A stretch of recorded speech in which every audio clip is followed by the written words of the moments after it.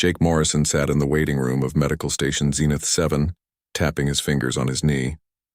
The station orbited in neutral space, a place where ships from all over the galaxy came for repairs, trade, and medical care.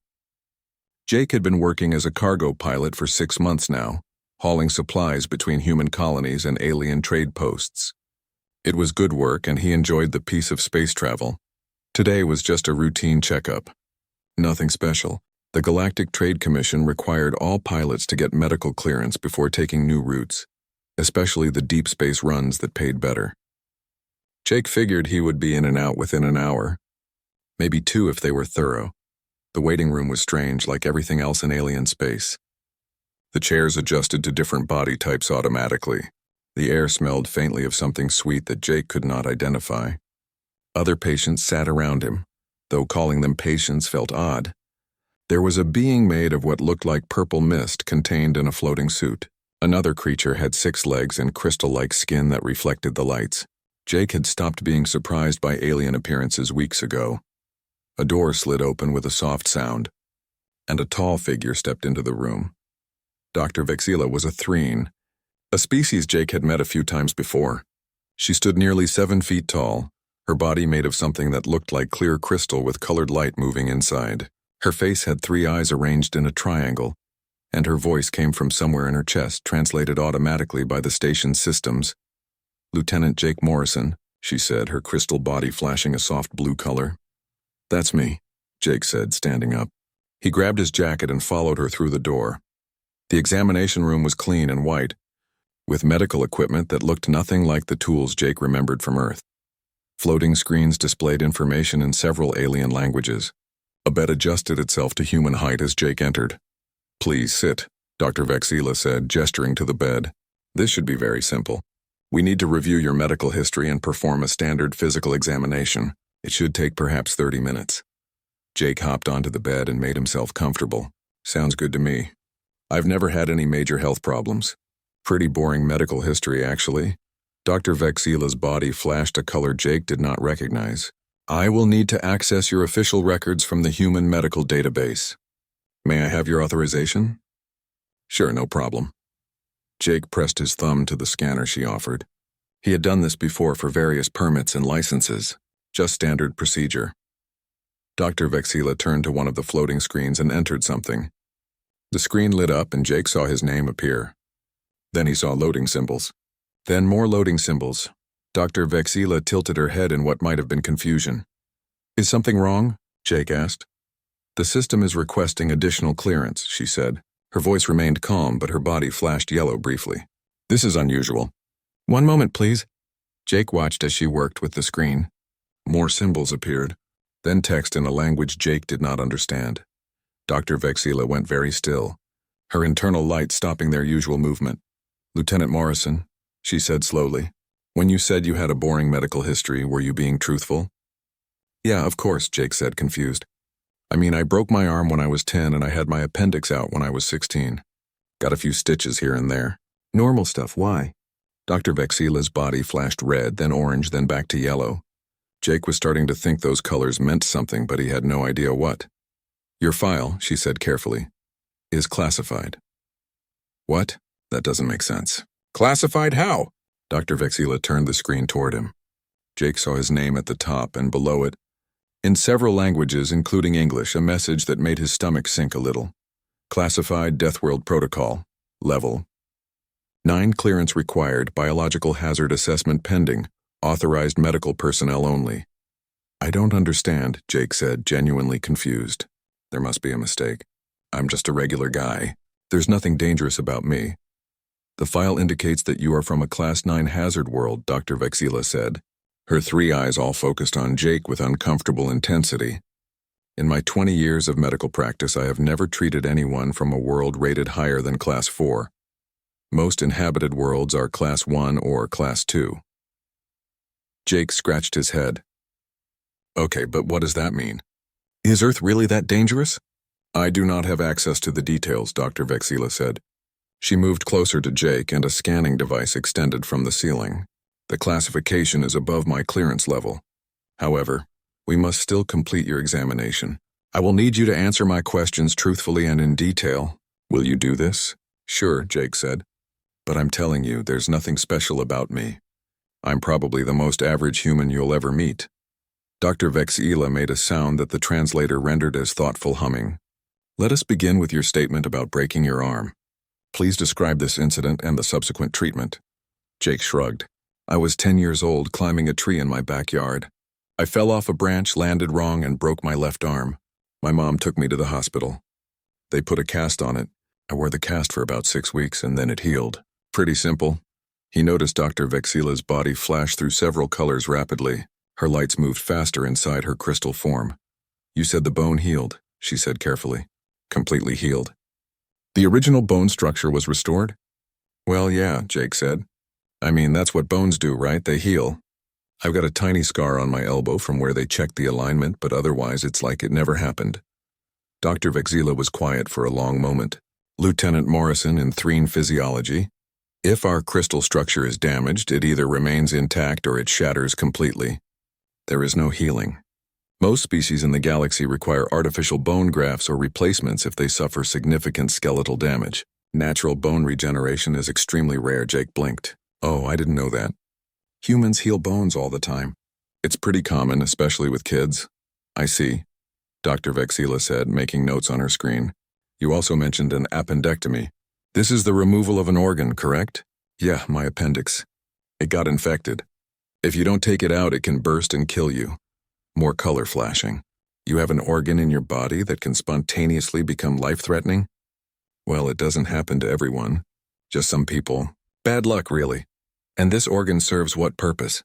Jake paused. I don't think it does anything anymore. It's left over from evolution or something. A vestigial organ. Dr. Vexila made several notes. Jake could see her lights moving very fast now. You are telling me that humans have organs in their bodies that serve no function, but can randomly decide to kill them. When you say it like that, it sounds pretty weird, Jake admitted. But yeah, basically. What happened after the surgery? I was in the hospital for a couple days. Took it easy for a few weeks. Then I was fine. And the organ was completely removed? Yep. You can survive with missing organs, Dr. Vexila said. It was not quite a question. Sure, I mean, you need most of them, but humans can survive with one kidney instead of two, or even without a gallbladder. Some organs we can live without. Dr. Vexila turned away from Jake and entered more notes. He was starting to feel like maybe he should have kept his mouth shut about the medical stuff. Let us discuss illnesses, she said, turning back. You said you have never had major health problems. Have you experienced illnesses that you consider minor? Oh, sure. Normal stuff. Colds, flu a few times. Had chickenpox when I was 7. Nothing serious. Describe what happens when you have a flu. Jake thought about it. Well, you get a fever usually. Body aches, tired, sometimes you throw up. It's pretty miserable, but you get better in a week or so. You mentioned a fever. How high does your body temperature rise? I don't know, maybe 101 or 102 degrees Fahrenheit? Sometimes higher. I hit 103 once and my mom got worried and took me to the doctor. But that's like really high. Most fevers aren't that bad. Dr. Vexila's body went completely still again. Your body temperature increased by 7 degrees and you survived? Well, yeah. Fevers are uncomfortable, but they're how the body fights infection. The heat kills the germs. Lieutenant Morrison, Dr. Vexila said slowly, in most species, an increase of even 2 degrees in core body temperature indicates critical system failure. Many species would not survive what you describe as a minor fever. Your body intentionally heats itself to temperatures that would be lethal to most galactic citizens. Jake was starting to understand why his file might be classified. Oh, he said quietly. I guess humans are built differently. That appears to be a significant understatement, Dr. Vexila said. She moved to a communication panel on the wall. I need to contact the medical board. This examination requires consultation with experts who have clearance to access your full records. Am I in trouble? Jake asked. No, Dr. Vexila said, and her body flashed a gentle blue. You are not in trouble. But I am beginning to understand why your species has such an unusual classification. Please wait here. I will return shortly. She left the room and Jake sat on the examination bed wondering what he had gotten himself into. He looked at his arm, the one he had broken.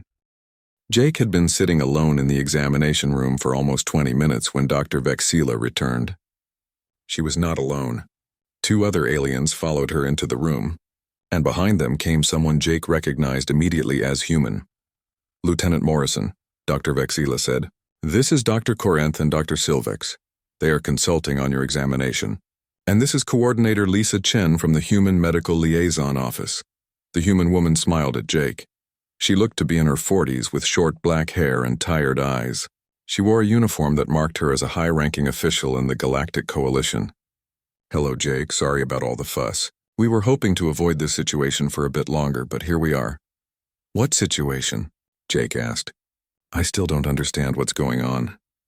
Lisa pulled up a chair and sat down across from him. The alien doctors remained standing, watching Jake with what he assumed was curiosity. Dr. Corinth looked like a collection of gas held together in a transparent suit. Dr. Silvex was amphibious, with smooth blue-green skin and large eyes. How much do you know about Earth's classification? Lisa asked. Just what Dr. Vexila told me. Something about a Class 9 hazard world and the Deathworld protocol. It sounds pretty serious, but I don't get why. Earth is just Earth, Lisa nodded.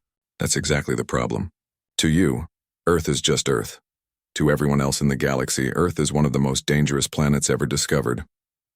Jake laughed, then stopped when he realized no one else was laughing. You're serious. Completely serious, Lisa said. The Galactic Coalition has a rating system for planets.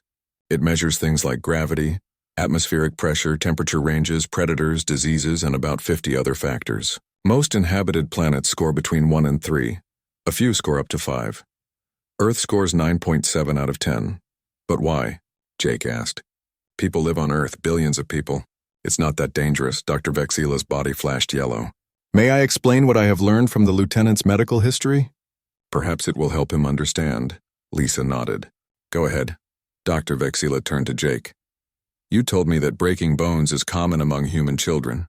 You told me that bones heal naturally within weeks. You told me that your body can survive the removal of organs and can intentionally raise its temperature to lethal levels to fight disease. All of these things are exceptional in galactic terms. But they're normal, Jake protested. To you, Dr. Silvex said. Her voice was soft and liquid-sounding. To us, they are terrifying. My species lives in water. Our bones are cartilage, soft and flexible. If one breaks, we die. There is no healing.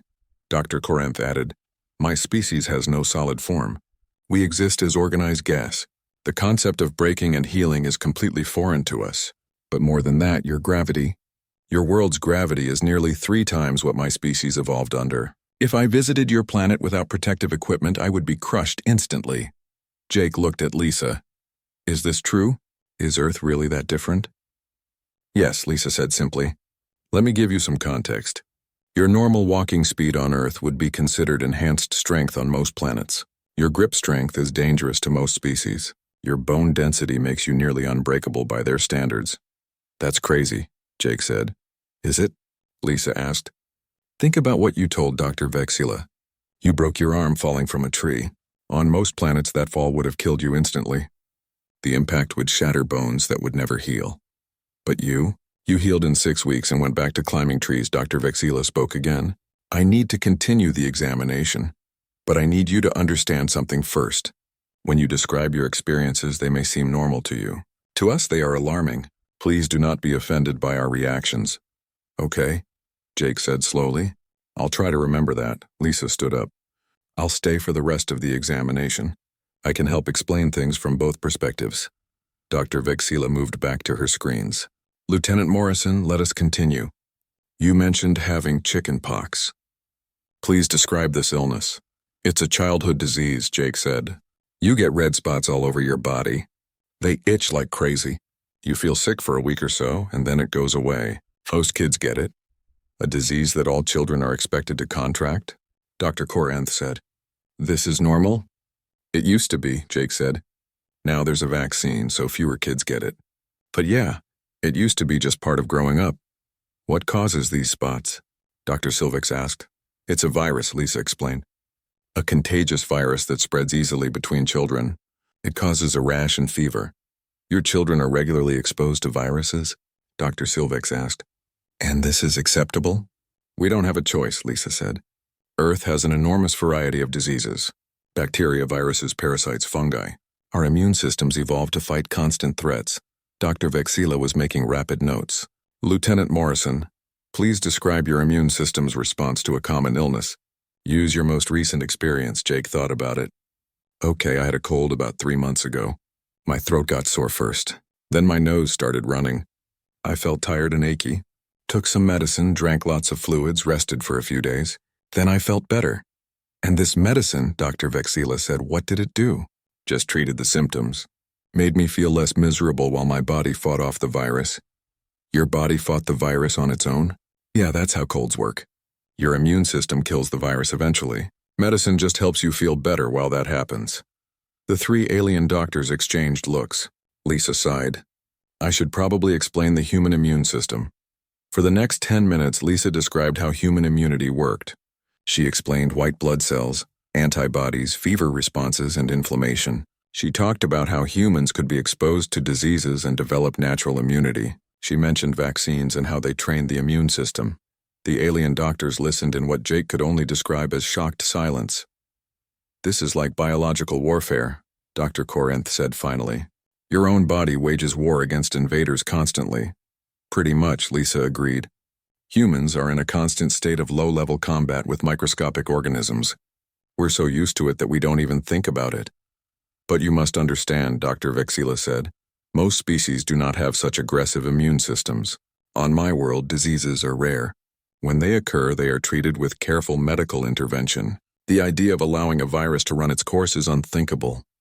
Earth has too many diseases for that approach, Lisa said. We had to evolve stronger defenses. Dr. Silvic spoke up. I need to ask about something else. Lieutenant Morrison mentioned consuming medicine. What type of medicine? Just over-the-counter cold medicine, Jake said. Nothing serious. What was in this medicine? Jake tried to remember. Acetaminophen for the fever and aches. Maybe some decongestant. Pretty basic stuff. Lisa pulled up information on a screen. Acetaminophen is a mild painkiller and fever reducer. Humans use it regularly. A fever reducer? Dr. Vexila said. But you told me that fever is the body's defense mechanism. Why would you suppress it?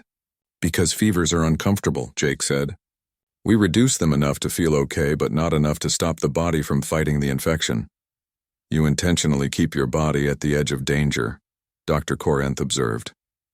I guess so, Jake said. I never thought of it that way. Dr. Vexila continued her questions. Tell me about other injuries you have experienced. You mentioned stitches. Oh yeah. I cut my hand pretty bad when I was working on my first ship. Sliced it open on some metal. Needed 12 stitches. And you healed from this? Sure, it took a few weeks, but the cut healed. I've got a scar, but it doesn't bother me. Skin regeneration, Dr. Silvic said. Complete tissue regrowth. Humans are very good at healing, Lisa said. Not the best in the galaxy, but much better than most species. What about poison? Dr. Vexila asked suddenly. Have you ever been exposed to toxins? Jake thought about it. I got bit by a spider once. My hand swelled up and hurt for a few days. And I touched poison ivy when I was camping. Got a rash that itched like crazy. You survived spider venom? It wasn't a deadly spider. Just a regular one. It hurt, but it wasn't dangerous, Lisa cut in. Earth has many venomous creatures. Most aren't lethal to humans, but they exist. Spiders, snakes, insects, jellyfish, plants. Humans learn to avoid the dangerous ones and tolerate the others. Tolerate, Dr. Corinth repeated. You tolerate venom. The weak stuff, yeah, Jake said. Dr. Vexila made more notes. I need to ask about your diet.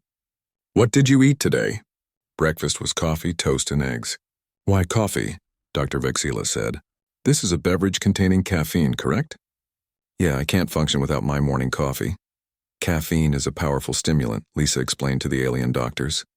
It affects the nervous system. Humans consume it regularly.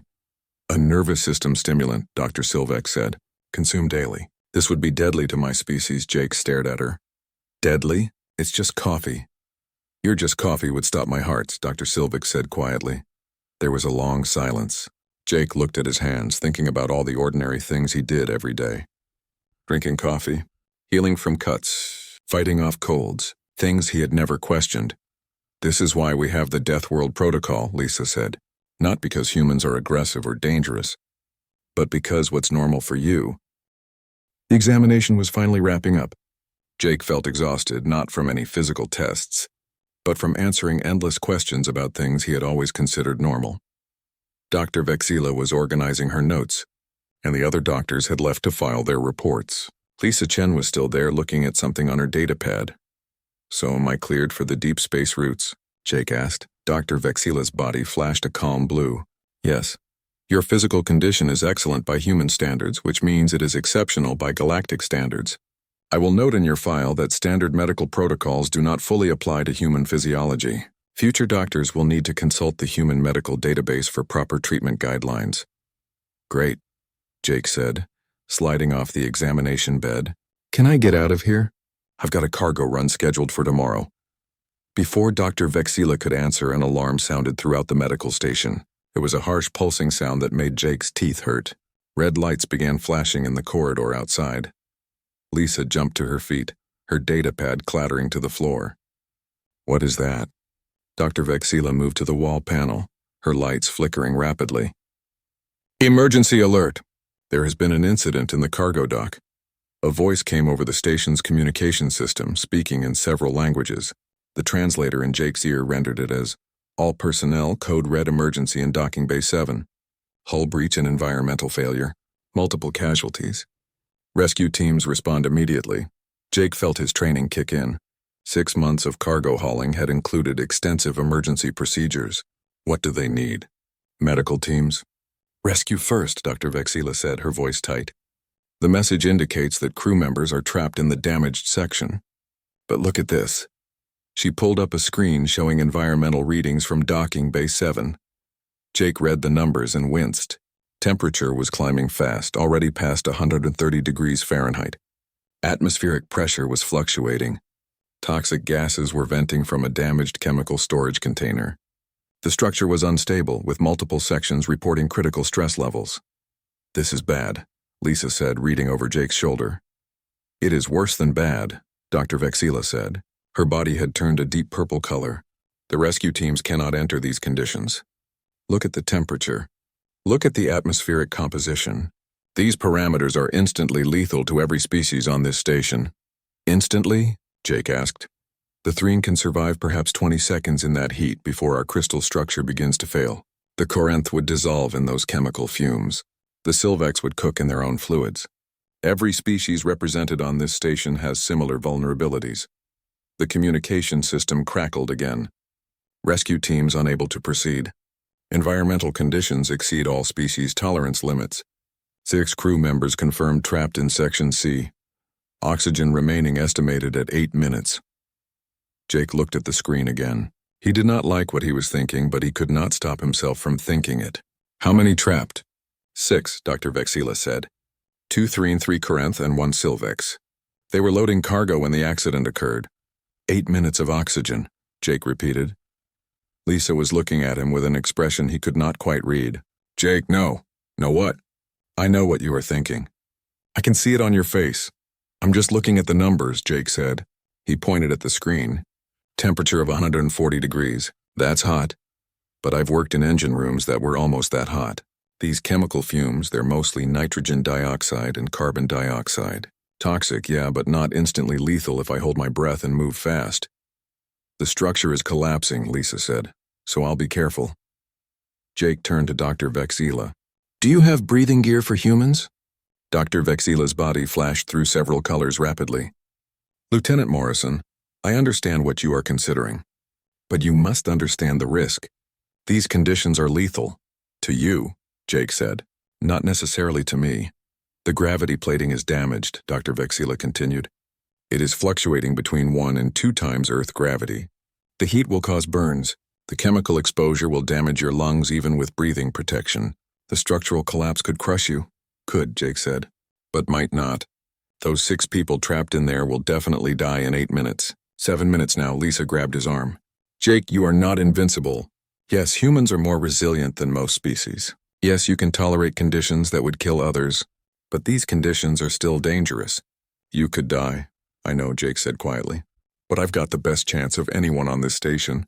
And if I don't try, 6 people definitely die. So really, what choice is there?" Dr. Vexila looked at Lisa. "He is serious. Humans usually are when they decide to do something stupid and brave," Lisa said. She sighed and pulled out her datapad. I hate this. I really hate this. But he's right. He's the only one with a chance. She typed rapidly. I'm authorizing the rescue attempt. Under human protocols, Jake Morrison is cleared for hazardous environment exposure. Thank you, Jake said. Don't thank me. Just don't die. I don't want to write that report. Jake was already moving toward the door. Dr. Vexila, where can I get breathing gear? This way, she said, leading him into the corridor. Her body was flashing orange and yellow. Colors Jake was learning meant stress or fear. I will take you to emergency equipment storage. They ran through the station corridors. Other personnel were evacuating the area around the damaged docking bay. Jake saw the fear in their movements, the way they hurried away from the danger. He was running toward it. The equipment storage room was near the docking bay entrance. Dr. Vexila opened it with her medical override code. Inside were suits and breathing apparatus for dozens of different species. She went straight to a locker marked with human symbols. This is designed for human rescue workers, she said, pulling out equipment. The breathing mask will filter most toxins and provide supplemental oxygen. This suit has basic heat resistance, but not enough for prolonged exposure. How long can it protect me? Perhaps 15 minutes at those temperatures. Less if the heat increases. That should be enough. Jake pulled on the suit. It was lighter than he expected, made of some material that felt like thick fabric but shimmered like metal. The breathing mask covered his nose and mouth with a clear shield for his eyes. Dr. Vexila handed him a communicator. This will let us hear you. Please maintain contact so we know you are alive. Will do. Jake sealed the suit and checked the breathing mask. Clean air flowed steadily. How do I get into the damaged section? Through the emergency access corridor. I will show you. Dr. Vexila led him to a heavy door marked with warning symbols. Beyond this point, environmental controls are failing. Are you certain about this? Jake thought about the 6 people trapped inside. He thought about them counting down their last minutes of oxygen, wondering if anyone would come. He thought about what Lisa had told him about human resilience. I'm certain, he said. Dr. Vexila pressed her hand to a panel, and the door opened with a grinding sound. Heat rolled out like a physical wall. Jake felt it even through the suit.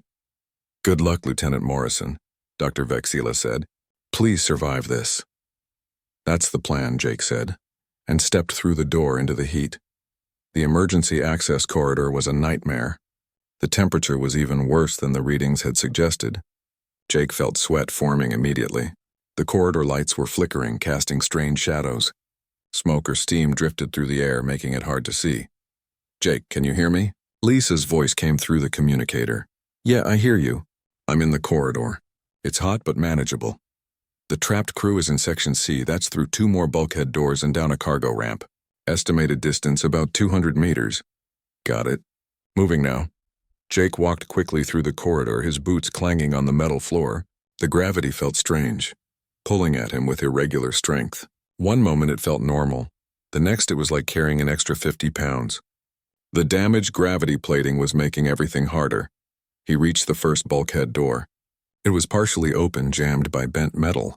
Jake squeezed through the gap, scraping his suit against the torn edges.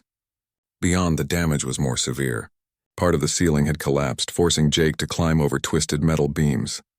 Jake, temperature reading shows 145 degrees now. How are you doing?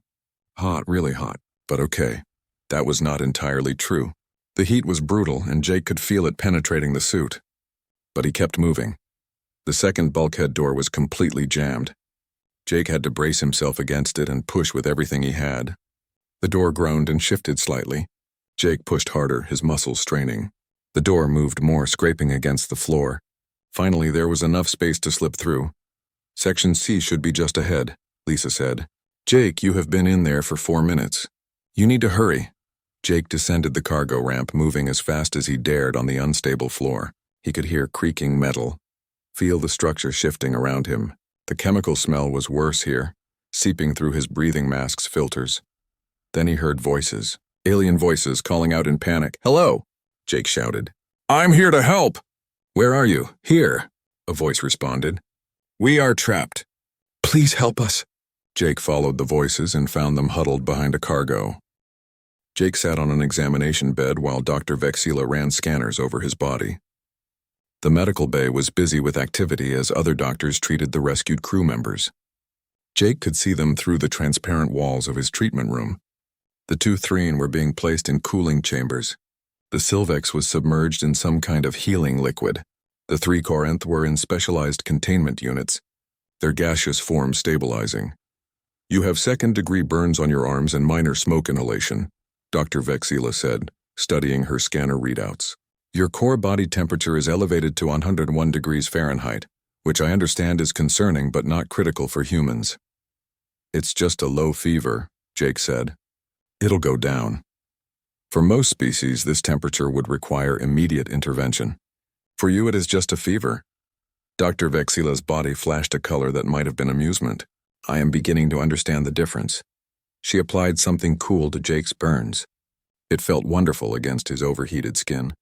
"This is a healing gel that works with human biology. It should help your skin regenerate faster."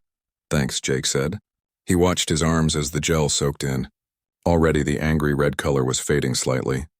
"How are the others?" "The crew I brought out?" "They will recover fully," Dr. Vexila said. "Thanks to you. If you had not gone in, they would have died. You saved 6 lives today, Lieutenant Morrison." "I just did what anyone would do." "No," Dr. Vexila said firmly. Her body flashed a deep blue. "You did what no one else could do. No one else on this station could have survived those conditions. You are the only person who could have attempted that rescue." The door to the treatment room slid open and Lisa Chen entered. She looked tired and relieved at the same time. "Jake, how are you feeling?" "Like I spent 11 minutes in an oven, but I'll live." "That's better than the alternative." Lisa pulled up a chair. "I just got off a communication with the station commander. The rescued crew members want to thank you personally once they're well enough. The commander wants to give you a commendation, and about 30 different news services want to interview you about being the human who walked into a death trap and walked back out." Jake groaned. "Can I skip the news interviews?" "Probably not. You're a hero now. I'm a cargo pilot who got lucky." "You are proving my earlier point," Dr. Vexila said. "You do not see yourself as exceptional. This is a very human trait, I think. You survived conditions that would kill most species and you consider it luck." "It was training and the right equipment," Jake insisted. Lisa laughed. "Jake, I watched your vital signs during the rescue. Your heart rate stayed relatively calm. Your breathing was controlled. You carried 2 people while guiding 4 others through a collapsing structure in heat that would cook most species alive. That's not luck. That's capability. And apparently very human capability," Dr. Vexila added. She moved to a screen and pulled up data. "I have been researching human evolution while treating you.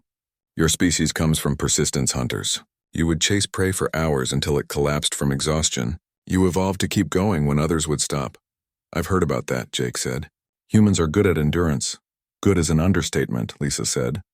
"We're the best endurance species in the known galaxy. We can keep moving in conditions that would kill others. We can push through pain and exhaustion. We heal from injuries that are fatal to most species. That's not luck. That's millions of years of evolution on a planet that tried really hard to kill us." Dr. Vexila's body flashed thoughtfully.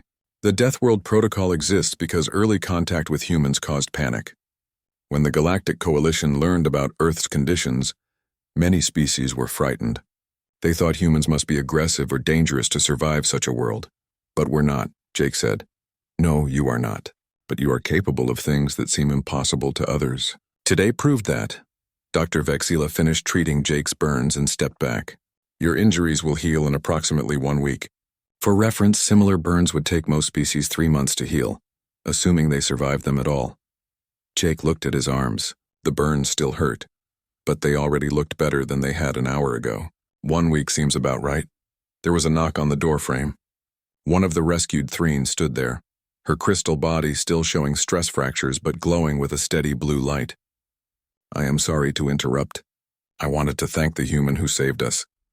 "Come in," Dr. Vexila said. The Threen moved slowly into the room. She looked at Jake with all 3 eyes.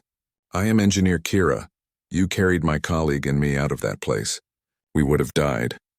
"I'm glad I could help," Jake said. "You do not understand," Kira said. Her voice held emotion that the translator struggled to convey. "I have a family. 3 children. Because of you, I will see them again. How can I possibly thank you for that?" Jake felt uncomfortable with the intensity of her gratitude. You don't need to thank me, really. I just did what needed to be done. There it is again, Lisa said. The most human response possible. Saves 6 lives and acts like it's no big deal. It is a very big deal to me, Kira said, and to the others you saved.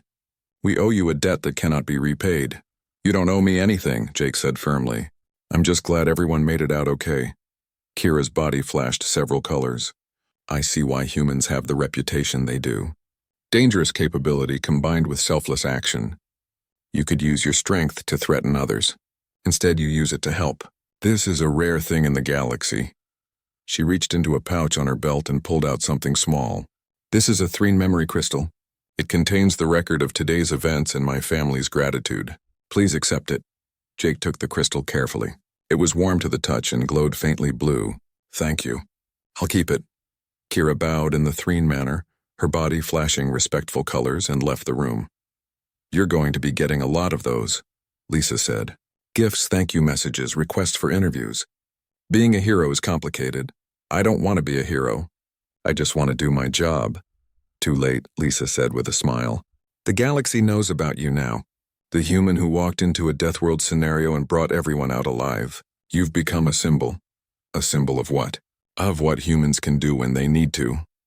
Lisa stood up and stretched. The Deathworld protocol was designed to ease the galaxy into understanding humans gradually. You just accelerated that process significantly.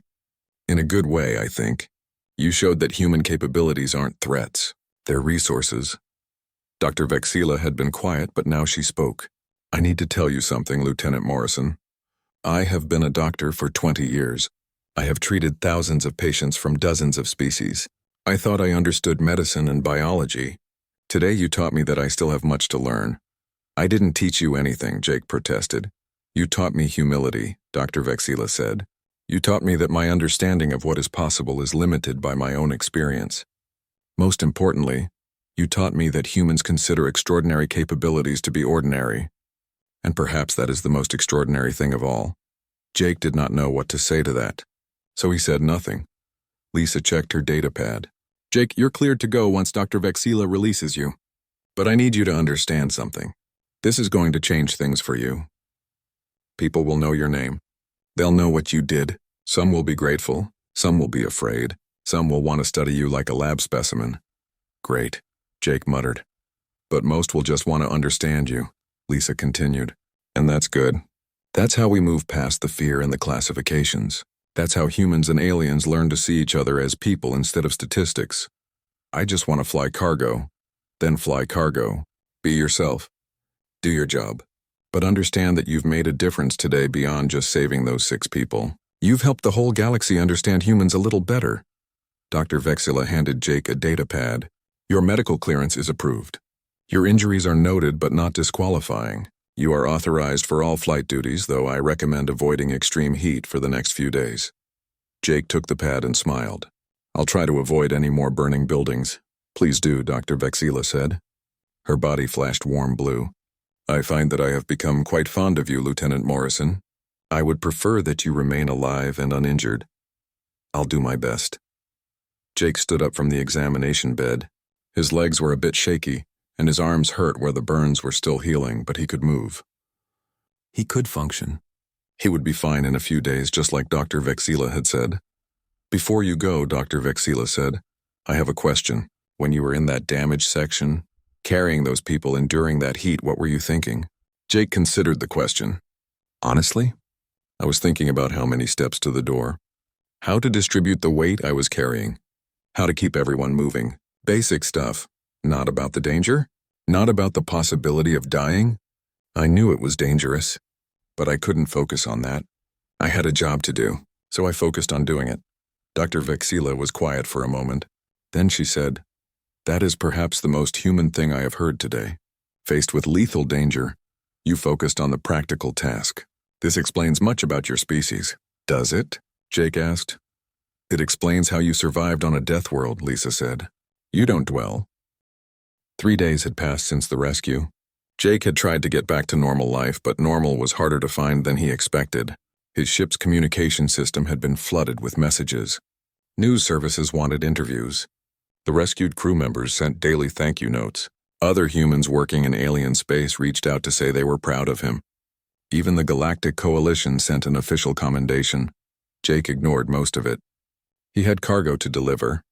But on the third day, as he was preparing for departure from Medical Station Zenith 7, Dr. Vexila requested one more meeting. Jake could not refuse her. She had been kind during his examination, patient with his questions, and genuinely interested in understanding humans rather than just categorizing them. He found her in her office, a small room with equipment adapted for multiple species. She was working at a large display screen, and Jake could see medical data scrolling past in several alien languages. "Lieutenant Morrison," she said, her body flashing welcoming blue. "Thank you for coming. Please sit." Jake sat in a chair that adjusted to his size. "What can I do for you, Doctor?" "I wanted to show you something before you leave," Dr. Vexila said. She gestured to the screen, and the display changed to show a document. "This is the new medical guideline for treating human patients. I have been working on it with Coordinator Chen and several other doctors. It will be distributed throughout the Galactic Medical Network." Jake scanned the document. It was comprehensive, covering human physiology, common injuries, diseases, and treatments. But what struck him was the tone. It was not clinical and distant. It was respectful and curious. "The introduction explains human evolutionary context," Dr. Vexila said. "It describes Earth's classification not as a warning but as educational background. It helps doctors understand why humans have the capabilities they do." She scrolled to a section that made Jake pause. It read, "Human patients may describe injuries or illnesses that seem severe by galactic standards as minor or routine. This is not exaggeration or bravado. It is their genuine perspective based on their evolutionary experience. Medical professionals should listen carefully to human patients' self-assessments, as they have lived with their biology for their entire lives." "That's a good point," Jake said. "I probably would have downplayed my burns if you hadn't insisted on treating them." "Exactly," Dr. Vexila said. "We need to understand that human normal and galactic normal are different things. Neither is wrong. They are simply different." She changed the display again. "I also wanted you to see this. It is a proposal I am submitting to the Galactic Medical Board." The new document was titled Cross-Species Emergency Response Training. Jake read through it quickly. Dr. Vexila was proposing a program where humans and aliens trained together for emergency situations, learning to use each species' unique capabilities effectively. "You think this will work?" Jake asked. "I think what you did 3 days ago proves it can work," Dr. Vexila said. "You were the right person in the right place because your human capabilities match the emergency requirements. If we train mixed species teams, we can be prepared for situations that currently leave us helpless. Other species might not be comfortable working with humans in dangerous situations. Some will not be," Dr. Vexila admitted. "Fear of the unknown is universal. But you have given me evidence that I can show them. 6 people are alive because a human could survive conditions that would kill others. That is not something to fear. That is something to appreciate." There was a knock on the door. Lisa Chen entered, followed by 3 of the crew members Jake had rescued. Engineer Kira was there along with one of the Corinth and the Silvex navigator. "I hope we are not interrupting," Kira said. Her crystal body was fully healed now, glowing with healthy light. "Not at all," Dr. Vexila said. "Please come in." The 3 crew members approached Jake. The Corinth spoke first, his gaseous form swirling inside his containment suit. "Lieutenant Morrison, we wanted to speak with you before you departed. We have discussed something among all 6 of the crew you saved." "Okay," Jake said, not sure where this was going. "We want to petition the Galactic Coalition to revise the Deathworld Protocol," Kira said. "Not to eliminate it, but to change its focus. Instead of classifying humans as hazardous, we want it to classify them as valuable." Jake blinked. "That's a big change." "It is the correct change," the Silvex said. Her name was Navigator Priya, and her voice still carried some roughness from her heat injuries. "We have seen what humans can do. Not as a threat, but as proof of remarkable capability. The galaxy needs to understand this." Lisa was smiling. "They're not the only ones pushing for this change. Since word of the rescue spread, I've been contacted by dozens of organizations. Some want to hire human emergency responders. Others want to study human adaptation for medical applications. The fear is starting to transform into curiosity and respect. I didn't do anything special. Jake protested for what felt like the 100th time. And that is precisely why we need to change the protocol, Kira said. You did something that seems impossible to us and you consider it ordinary. This disconnect in understanding is what the protocol should address. Not by hiding human capabilities, but by explaining them properly. The Corinth added, My name is Specialist Vorn. I have been thinking much about this since you saved my life. In my culture, we have a saying, strength that protects is strength honored. Your human strength protected us. It should be honored, not feared. Dr. Vexila spoke up. I support this proposal. I have already submitted my own recommendation to the medical board. The current protocol was created from incomplete understanding and fear. We have better understanding now. It is time to update our perspective. Lisa pulled out her data pad and showed Jake something. This is interesting. Since the news about your rescue spread, there's been a 40% increase in applications for human positions in emergency services, medical research, and exploration programs. Species that were nervous about working with humans are now actively recruiting them. Because of one rescue? Jake asked skeptically. Because of what that rescue represented, Lisa said. You showed the galaxy that human capabilities aren't random or threatening. They're the result of adaptation. They exist for a reason, and most importantly, humans use those capabilities to help others, not to dominate them. That should have been obvious, Jake muttered. It should have been. Dr. Vexila agreed. But fear is rarely logical. The galaxy needed to see proof. You provided that proof. Preya moved closer to Jake. Lieutenant Morrison, I must tell you something. When you entered that damaged section to save us, I was certain we would all die. I thought either you would fail and perish or you would save yourself and leave us. These were the only outcomes I could imagine. Why would I save myself and leave you? Jake asked, genuinely confused. Because it would have been logical, Priya said, saving yourself while you could. Instead, you risked your life for people you did not know. For aliens, you had no obligation to help. This is what changed my understanding of humans. Not your strength. Your choice to use it for others. Jake felt uncomfortable with all the attention and praise. Anyone would have done the same thing. Any human might have, Kira said. But that is the point. Your species has a culture of helping others, even at personal risk. Combined with your physical capabilities, this makes you ideal partners in dangerous situations, not threats to avoid. I'm just one person, Jake said. You can't judge all humans by me. We are not, Lisa said. We're judging by the pattern. Jake, you're not unique among humans. You're typical. That's what makes this so important. You represent normal human behavior and capability. If one average human can do what you did, imagine what humanity as a whole can contribute to the galaxy. Dr. Vexila returned to her screen and pulled up a new document. This is a draft of the revised Deathworld protocol. Coordinator Chen and I have been working on it. Would you like to hear the new introduction? Sure, Jake said. Dr. Vexila's voice took on a formal tone as she read, Humans originate from Earth, a planet classified as Class 9 on the Galactic Hazard Scale. This classification reflects Earth's environmental conditions, not a judgment of human character or intentions. Humans evolved under extraordinary pressure from gravity, weather, predators, and disease. As a result, they possess capabilities that may seem exceptional by galactic standards, but are ordinary within human context. She paused, then continued. These capabilities include enhanced physical resilience, rapid healing, aggressive immune responses, high pain tolerance, and exceptional endurance. Humans can survive and function in environmental conditions that are lethal to most species. However, humans do not view themselves as exceptional. They view themselves as ordinary people who do what is necessary. This perspective is crucial to understanding human psychology. Dr. Vexila went on.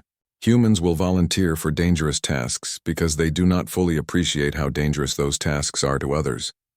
They will downplay their own injuries because they compare them to their own healing capabilities, not galactic standards. They will offer help in crisis situations because their culture emphasizes cooperation and mutual aid. She looked at Jake. The revised protocol then provides guidelines for working with humans, treating human patients,